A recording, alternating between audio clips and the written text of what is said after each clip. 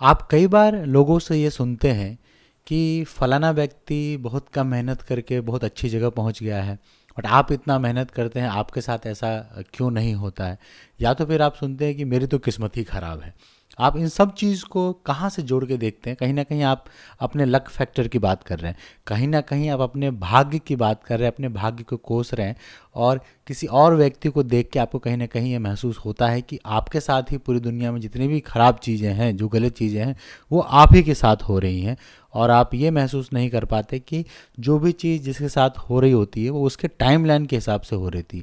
ऐसा नहीं कि आपके साथ हमेशा ही खराब हो रहा है, बुरा हो रहा है, या फिर किसी और के साथ हमेशा ही अच्छा हो रहा है। सभी अपने अपने टाइमलाइन में है, और जो टाइमलाइन उनके फेवर में है वहाँ उनके साथ वो चीज़ें अच्छी होती हैं, जहाँ वो कम मेहनत करके भी आगे बढ़ जाते हैं। कुछ व्यक्ति ऐसे भी हैं जो 40 बॉल में भी शतक मारते हैं, कुछ लोग ऐसे भी हैं जो 150 बॉल खेलने के बाद भी 99 पे आउट हो जाते हैं। तो ये सारी किस्मत की बात है। और ये आपके कुंडली में कहीं ना कहीं एक हाउस है जो ये बताता है कि आपका भाग्य कैसा है, और आपका भाग्य कब चमकेगा, कब आपको उसका फ़ायदा मिलेगा, आपको क्या करना चाहिए, आपको कैसे उसको एक्टिवेट करना चाहिए। तो चलिए, मैं आशुतोष आपका स्वागत करता हूँ अपने चैनल दोसाकारा वैदिक एस्ट्रोलॉजी में। आज हम बात करने वाले हैं आपके कुंडली के 9th हाउस की। 9th हाउस यानी कि आपका भाग्य भाव, यानी कि आपका फॉर्चून, यानी कि आपका लक फैक्टर्स आप जहाँ से देख सकते हैं। अभी पर्टिकुलर किसी लगन की बात नहीं हो रही है, या पर्टिकुलर किसी राशि की बात नहीं हो रही है। कुंडली में किसी भी लगन की बात हो, कोई भी राशि हो, 9th हाउस की बात हो रही है, जहाँ हम ये डिस्कस करने वाले हैं क्या कि भाग्य भाव है क्या। हम ये भी देखेंगे कि भाग्य भाव के लॉर्ड की स्थिति कैसा रिजल्ट वो देगी कौन से हाउस में बैठने के बाद, यानी कि it means the lord of 9th house how is going to behave and what kind of result he is going to give you. So let's start. ऐसा हो सकता है कि आपके कुंडली के 9th लॉर्ड कोई भी हो सकते हैं, डिपेंड करता है आपकी कौन सी लगन है, और वो किसी अलग ऐसे भी 12 भाव में किसी भी भाव में बैठे हो सकते हैं। तो आप अगर ये पूरा वीडियो नहीं देखना चाहते हैं तो आप टाइम स्टैम्प्स में जाके क्लिक करके देखिए, वहाँ पे आपको पता लग जाएगा कि भाग्य भाव का लॉर्ड कौन से घर में है। तो ये चीज़ आप देखिए अपने कुंडली में कि आपके पहले तो भाग भाव है कौन, लॉर्ड ऑफ 9th हाउस है कौन, और वो कहाँ बैठे हैं, उसके हिसाब से आप उसको देख सकते हैं। फिर आप कमेंट में ये बताइए कि हाँ, ये आपके 9th लॉर्ड है, इस हाउस में बैठे हैं, तो क्या करना चाहिए। तो मैं आपको उस पर कमेंट में आपको रिस्पॉन्ड करूंगा। तो सबसे पहले भाग्य भाव की जब बात आती है तो ये पूरा पूरा आपका लक फैक्टर है ना, पूरा आपका फॉर्च्यून है। किस तरीके से आप इतना मेहनत करते हैं और बहुत नज़दीक तक पहुंच जाते हैं, फिर भी आपको वो चीज़ नहीं मिलती। जैसे आपने कोई इंटरव्यू दिया है ना, आप जाते हैं, आप सारे स्टेप्स क्रॉस कर लेते हैं, बट फिर आपको बताया जाता है कि नहीं, आपका सिलेक्शन नहीं हुआ, या फिर आपको जवाब नहीं आता है। तो कहीं ना कहीं आप बोलते हैं कि मेरी तो किस्मत ही ख़राब है, किसी और का वहाँ पे हो गया। कई बार ऐसा होता है कि आपके साथ आपको कोई चीज़ मिलने वाला होता है, कोई कॉन्ट्रैक्ट फुल एंड फाइनल आपको लगता है कि मुझे ही मिलेगा, बट एंड में जाके कुछ चीज़ ऐसी हो जाती है कि वो आपको नहीं मिल पाता है। चाहे कोई प्रॉपर्टी की डीलिंग हो, आप देखेंगे कि सब कुछ तय है, अब आपको पैसे मिलने वाले हैं, फिर वो कहीं चीज़ आपको नहीं मिलती है। कहीं किसी से आपको पैसे लेने हैं और वो आपको मिलने ही वाले होते हैं, फिर कुछ ना कुछ अड़चने आती हैं, वो आपको नहीं मिलता है। कई बार आपके शादी में ऐसा हो सकता है कि आपकी शादी हो रही है, सब कुछ ठीक हो गया, फिर वो शादी टूट जाती है। बहुत सारे फैक्टर हैं जीवन के, जितने भी बॉक्सेस हैं अगर उसमें आप देखेंगे तो कहीं ना कहीं आपको ऐसा लगेगा कि चीज़ें होती होती कहीं ना कहीं रुक जाती है, तब अपने आप भाग्य को आप अपने कोसते हैं। ऐसी स्थिति में आपको ये देखना होगा कि आपके भाग्य भाव के लॉर्ड हैं कौन और उनकी क्या स्थिति है। खास करके कुछ ऐसा समय आता है जब आपको लगेगा कि भाग्य आपके पूरे सपोर्ट में। ये तब होता है जब उस घर के लॉर्ड की एक तो स्थिति अच्छी है, प्लेसमेंट काफ़ी अच्छी है, और उनकी महादशा या दशा भी चल गई है, तो उस समय उसको आपका भरपूर सहयोग मिलेगा। मैं हमेशा कहता हूँ कि कुंडली के 2 भाव हमेशा ही इंपॉर्टेंट है। देखिए, आप बाकी सबको कंट्रोल नहीं कर सकते क्योंकि आपका वो प्रारब्ध है, लेकिन 2 चीज़ों पे आपको करना है। ये कलयुग है, प्रभाव पड़ती रहेंगी, चीज़ें होती रहेंगी, और आपको उसको झेलने की ताकत बढ़ानी पड़ेगी, क्योंकि चीज़ें कभी भी परफेक्ट तो होने वाली है नहीं।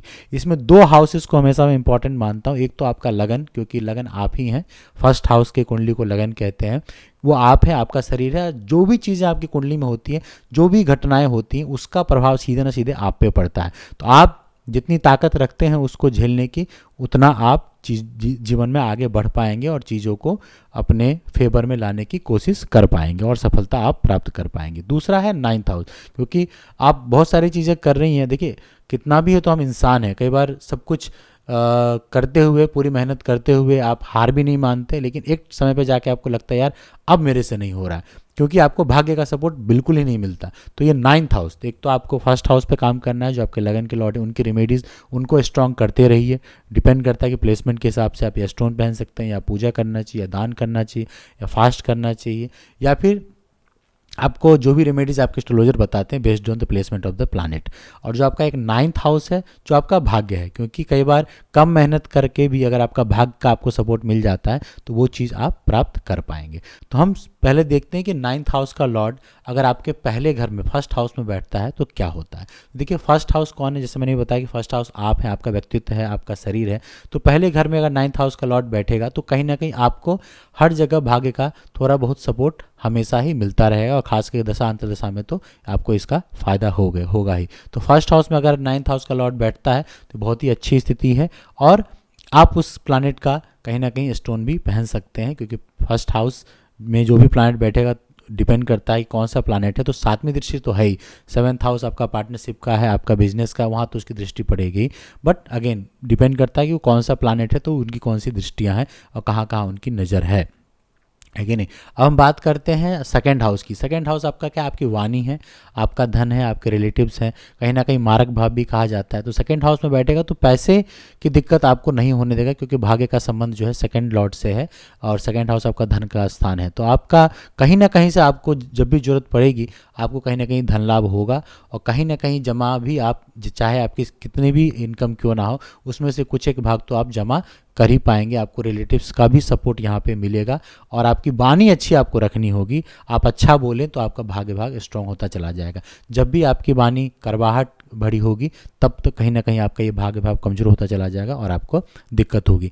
यहाँ पे आपको अपने रिलेटिव से भी संबंध अच्छे रखने हैं, है कि नहीं, तो उससे आपको ज़्यादा फायदा होगा। अब हम बात करते हैं थर्ड हाउस की। थर्ड हाउस आपका पराक्रम का भाव है, आपके छोटे भाई बहन का स्थान है, और छोटे मोटे ट्रेवल्स का भी आप कह सकते हैं। तो जब भी भाग्य भाव का लॉर्ड आपके थर्ड हाउस में बैठे तो एक चीज़ आपको करना है कि छोटे मोटे ट्रैवल करते रहिए। हफ्ते में कई बार एक अपने जहाँ आप रहते हैं वहाँ का बॉर्डर क्रॉस करने का मतलब है कि दूसरे स्टेट में कम से कम, दूसरे डिस्ट्रिक्ट में कम से कम जाइए, नहीं तो कहीं बहुत दूर जाके थोड़ा सा आप घूम के आ जाइए। एक तो ये करना है। जो आपके छोटे सिबलिंग्स हैं उनकी आपको मदद करनी है, और आपका भाग्य जो चमकेगा वो कहीं ना कहीं नेम एंड फेम से रिलेटेड चीज़ों को लेकर ही चमकेगा। अगर आप बैकग्राउंड में काम करते रह जाएंगे तो आप पीछे रहेंगे, आप नज़र नहीं आएंगे। तो आपको वो सारी चीज़ें करनी है जहां आप फ्रंट में हो, जहां आपको लोग देखें, तो कहीं ना कहीं आपको भाग्य का वहाँ पे सपोर्ट मिलने वाला है। और देखिए जब थर्ड हाउस में कोई प्लैनेट होगा आपका भाग्य का लॉर्ड, तो अपने ही घर 9th हाउस को भी अपनी 7th दृष्टि से देखेगा जरूर। अब हम बात करते हैं फोर्थ हाउस की।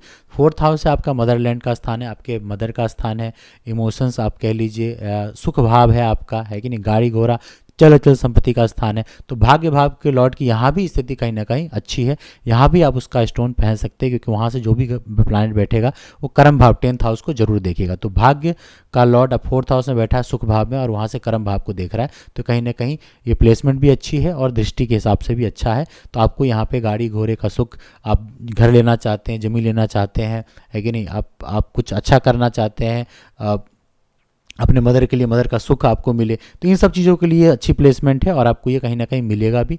खास करके जो मैंने बताया था, जब भी उस ग्रह की महादशा चलेगी तो ये सारी चीज़ें प्रोमिनेंट हो जाएंगी और मिलने की संभावना बढ़ जाती है। कहने का मतलब है जो भी पावर में है वही डिसीजन ले सकता है। तो जो भी प्लैनेट महादशा में होता है वो आपका एक तरीके से ड्राइवर है, वो डिसीजन लेने की क्षमता रखता है। अभी उसका वो समय है, और मेजॉरिटी चीज़ें जो आपके जीवन में होंगी वो उस ग्रह के महादशा के एट्रीब्यूट्स के हिसाब से, प्लेसमेंट के हिसाब से, लॉर्डशिप के हिसाब से, दृष्टि के हिसाब से, किस प्लैनेट के साथ युक्ति है उसके हिसाब से, उसकी कितनी स्ट्रेंथ है, क्या वो अस्त है या फिर वो मित्र राशि, इन सब चीज़ों को फैक्टर के हिसाब से आप मान के चलिए कि वो आपको रिजल्ट देता है। आपका बात करते हैं पंचम की। 5th हाउस आपका एजुकेशन है, चिल्ड्रन का हाउस है, प्रेम भाव भी उसको कह सकते हैं, और आपका पूर्व जन्म का कर्म भी है। तो भाग्य का संबंध ऐसे भाव से बनना जो आपका पास्ट कर्म पूर्व जन्म का है, तो ये अच्छी स्थिति है, क्योंकि एक तो भाग्य का लॉर्ड है और पूर्व जन्म की बात है। तो आपको पूर्व जन्म में किए गए कर्मों का हिसाब अभी आपको मिलने वाला है। और अगर प्लैनेट की स्थिति अच्छी है तो समझ जाइए कि आपको अच्छे फल मिलेंगे, और प्लैनेट की स्थिति खराब है, खराब कहने का मतलब अगर अस्त हो गया तो मान के चलिए कि कहीं ना कहीं जो बुरे कर्म आपने किए उसका आपको नुकसान होने वाला है। लेकिन ये फिर भी त्रिकोण भाव है कुंडली में, तो एक त्रिकोण का लॉर्ड दूसरे त्रिकोण में बैठेगा चाहे कितनी भी उसकी स्थिति खराब क्यों ना हो, वो आपको अच्छा ही रिजल्ट देगा। तो आपके बच्चे से आपको अच्छा सुख मिलेगा, उनकी एजुकेशन अच्छी होगी। यहाँ पे कहीं ना कहीं प्रेम में भी आपका भाग्य आपको सपोर्ट करेगा। अब हम बात करते हैं सिक्स्थ हाउस की। तो देखिए नाइन्थ हाउस का लॉर्ड, एक अच्छे त्रिकोण का लॉर्ड, आपके भाग्य भाव का लॉर्ड अगर सिक्स्थ हाउस में बैठता है जो रोग रिपु और ऋण का है, तो ये कहीं ना कहीं उसके लिए अच्छी स्थिति नहीं है। तो यहाँ आप इसका स्टोन नहीं पहन सकते। हाँ, अभी मैं फिफ्थ हाउस की बात कर रहा था, वहाँ अगर वो प्लैनेट बैठता है नाइन्थ हाउस का लॉर्ड, तो आप उसका स्टोन पहन सकते हैं। अब बात आती है सिक्स्थ हाउस की। तो यहाँ जो प्लैनेट बैठेगा तो सबसे पहले आप उसका स्टोन ना पहने, क्योंकि जो भी प्लैनेट वहाँ बैठेगा वो आपके ट्वेल्थ हाउस को भी देखेगा, जो कि खर्चेस है कि नहीं। आप यहाँ पे जब भी कर्जा लेंगे तो आप कहीं ना कहीं आपको उसका नुकसान होगा, आप कर्जा भर नहीं पाएंगे, है कि नहीं।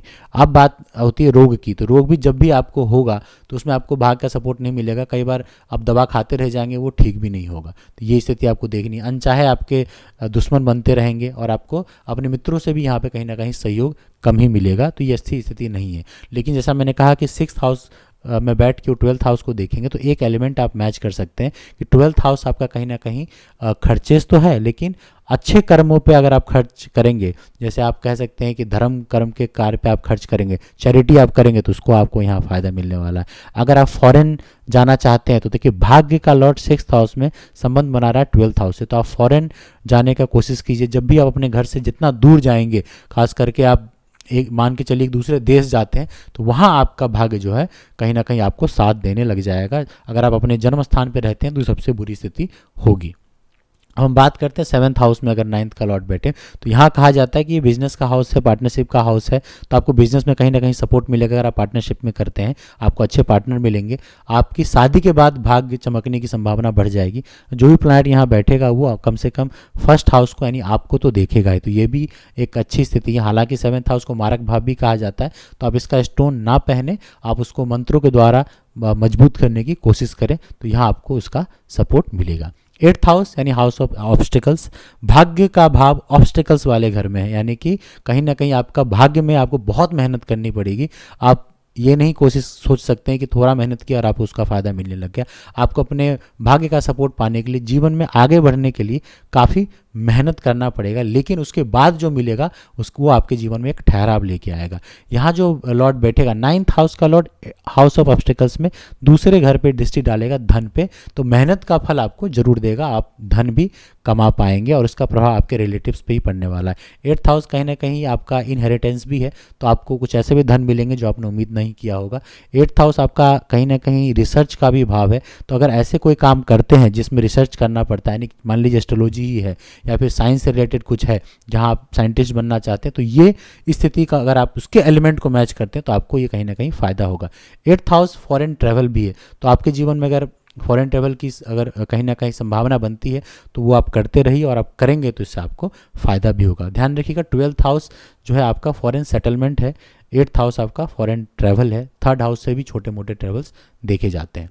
अब नाइन्थ हाउस, भाग्य भाव का लॉर्ड अगर नाइन्थ हाउस में बैठता है, हाँ एक बात और, अगर एट्थ हाउस में अगर नाइन्थ का लॉर्ड बैठा है तो आप उसका स्टोन्स कहीं ना कहीं अवॉइड कीजिए, क्योंकि कभी हो सकता है आपको एस्ट्रोलॉजर कहें कि यहाँ का लॉर्ड सेकंड हाउस पे दृष्टि डाल रहा है और उस प्लैनेट की दृष्टि अच्छी है तो स्टोन पहनने से आपको धन में लाभ होगा, लेकिन कहीं ना कहीं जो एट्थ हाउस का भी एट्रीब्यूट्स हैं उसमें भी उसका इफेक्ट कहीं ना कहीं आने वाला है, क्योंकि एट्थ हाउस आपका चोट चपेट की भी स्थिति बनाता है। एट्थ हाउस आपका लाइफ स्पेन भी है, तो उन पर उन चीज़ों का फर्क पड़ सकता है।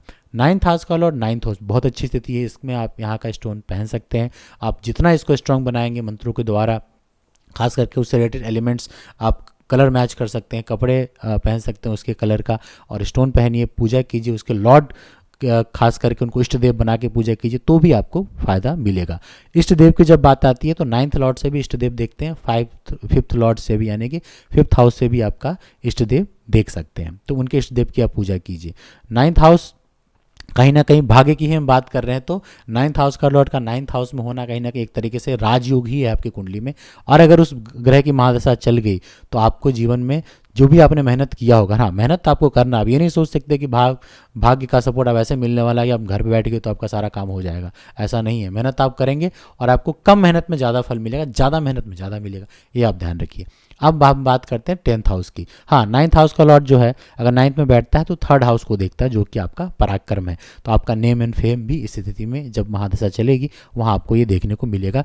कहीं ना कहीं तो आप किसी न किसी रूप में फेमस होंगे। अगर आप स्टूडेंट हैं तो कॉलेज में फेमस होंगे, अगर आप टीचर हैं तो आपका नाम हर जगह होगा, अगर आप एम्प्लॉई हैं तो आप अपने कलीग्स के बीच में फेमस होंगे, कहीं भी आप होकर नेता हैं तो आपके जलवे होंगे एक तरीके से। अब हम बात करते हैं 10th हाउस की, जो आपका कर्म भाव है।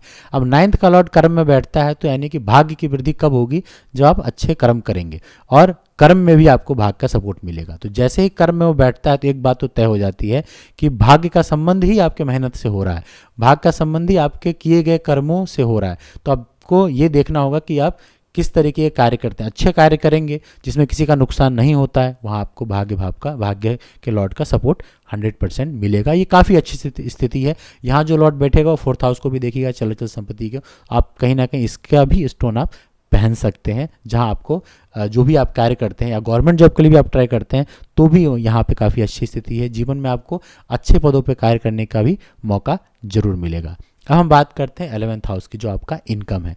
9th का लॉर्ड इनकम से एसोसिएट होता है, तो जीवन में आपके इनकम के सोर्स जो है हमेशा बने रहेंगे। आप अगर मल्टीपल सोर्स ऑफ इनकम भी जनरेट करना चाहते हैं, तो अगर आप सही तरीके से करते हैं तो 9th हाउस का लॉर्ड आपको इसमें भाग्य का सपोर्ट 100% देने वाला है। 11th हाउस का आपके एल्डर्स का भी है, बड़े भाई बहन का भी है, तो उनसे भी संबंध आपके अच्छे होंगे और उनका भी सपोर्ट आपको टाइम टू टाइम मिलता रहेगा। यानी कि इनकम के लिए स्थिति काफ़ी अच्छी है, जो कि 11th हाउस को उपचय का घर बोला जाता है, यानी हाउस ऑफ ग्रोथ। भाग्य का लॉर्ड ग्रोथ वाला हाउस में बैठेगा तो भाग्य में भी आपको ग्रो करेगा और भाग्य के सपोर्ट से आप बाकी चीज़ों में ग्रो कर पाएंगे। 11th हाउस का लॉर्ड आप 11th में बैठ के वो आपके 5th हाउस को देखेंगे, जो आपके पास्ट कर्माज है। ये भी एक त्रिकोण का हाउस है, तो काफ़ी अच्छी स्थिति होने वाली है। बच्चों को भी आपकी वजह से काफ़ी सपोर्ट मिलने वाला है। अब हम बात करते हैं 12th हाउस की, जिसको हम खर्चेस भी कहते हैं एक तरीके से, और उसे कहीं ना कहीं फॉरेन सेटलमेंट का हाउस बोला जाता है और अच्छा घर नहीं माना जाता एक तरीके से। आप कह लीजिए कि वो हाउस ऑफ सीक्रेट भी है। थोड़ा बेड प्लेजर्स की बात अगर आप कर लें, या वैवाहिक सुख को भी, बेडरूम को दर्शाता है आपका कहीं ना कहीं 12th हाउस, फॉरेन को दर्शाता है। और कहीं ना कहीं मैं उसे जीवन के अंत की तरफ भी देखता हूँ, क्योंकि फर्स्ट हाउस से आपका जन्म शुरू होता है और 12th हाउस पे आपका काउंटिंग खत्म होती है हाउस की। उसी तरीके से कालपुरुष की कुंडली में पहली राशि मेष राशि है, जो जीवन के उत्पत्ति को दर्शाता है, और 12th हाउस 12 जो राशि है वो मीन राशि है, जहाँ कहीं ना कहीं ये राशि चक्र की समाप्ति की ओर बढ़ती है। तो ये भी आप वहाँ से देख सकते हैं। अब है कि ये हाउस तो खराब है, लेकिन खर्चे से आपको नुकसान पहुंचाएगा। खर्चे के अनावश्यक होंगे, लेकिन वही खर्चा, उसमें से थोड़ा पोर्शन अगर आप चैरिटी वगैरह में करने लग जाएं, है ना, अगर आप अच्छे कार्यों पे करने लग जाएं, धर्म कर्म पे करने लग जाएं, तो वहाँ आपको भाग्य कहीं ना कहीं सपोर्ट करेगा। 12th हाउस हॉस्पिटल का भी कारक है। अगर आप उन चीज़ों से रिलेटेड कोई काम करते हैं, दवाई से रिलेटेड कोई काम करते हैं, या फिर किसी हॉस्पिटल डॉक्टरी की पढ़ाई करना चाहते हैं, तो वहाँ भी आपको ये हेल्प करेगा। दूसरा जो एक एलिमेंट आप मैच कर सकते हैं, जो बहुत ही इंपॉर्टेंट आपको काम देगा, आप जन्म स्थान छोड़िए और कहीं ना कहीं फॉरेन के लिए ट्राई कीजिए, क्योंकि आपका भाग्य जो है वहीं चमकने वाला है। अगर अपने देश में रहेंगे तो आपको कहीं ना कहीं इसका नुकसान ही होगा, अगर जन्म स्थान में है तो और बहुत ही ज़्यादा नुकसान होने वाला है। तो ये था आपके भाग्य भाव, जो कि आपका लक फैक्टर है जीवन का, उसके 12 भाव में उसके कैसे रिजल्ट आते हैं। देखिए, पूरी रिजल्ट आपकी कुंडली के हिसाब से ही बनती है। जब आपको बाकी सारे प्लैनेट की प्लेसमेंट कैसी होगी उससे पता लगता है कौन सा आपका लगन है, प्लैनेट की क्या स्थिति है, जो मैंने बताया था, अस्त तो नहीं है, राहु केतु के साथ तो नहीं है, डिग्री वाइज कमजोर तो नहीं है, मित्र की राशि में है, मूल त्रिकोण में है, अपनी राशि में है, एनिमी साइन में है, कौन सी प्लैनेट की उस पर दृष्टि है। बहुत सारे फैक्टर्स इस पे काम आते हैं, लेकिन मोटा मोटा आप समझिए, मेजोरिटी में अगर भाग्य भाव की लॉर्ड की स्थिति अच्छी है तो आपको जीवन में भाग्य का सपोर्ट विपरीत परिस्थितियों में भी मिलता रहेगा। आपको बस उस पर काम करना है। तो आज से पहले अपना कुंडली खोलिए, लगन के लॉर्ड को मजबूत कीजिए, उसकी रेमेडीज़ कीजिए, और 9th हाउस के लॉर्ड की रेमेडीज़ जीवन पर्यंत कीजिए। बाकी जिनकी महादशा चल रही है, जो खराब है, उनकी तो आप करते रहिए। आप कमेंट बॉक्स में डालिए कि कौन है आपके 9th हाउस के लॉर्ड, क्या परेशानी है आपको, और आप 9th के हाउस लॉर्ड को एक्टिव करने के लिए आपको क्या करना चाहिए। मैं आपको सारे मैसेज का जवाब दूंगा, बशर्ते आप कॉमेंट करें, शेयर करें और लाइक करें और सब्सक्राइब करें। बहुत बहुत धन्यवाद आपका।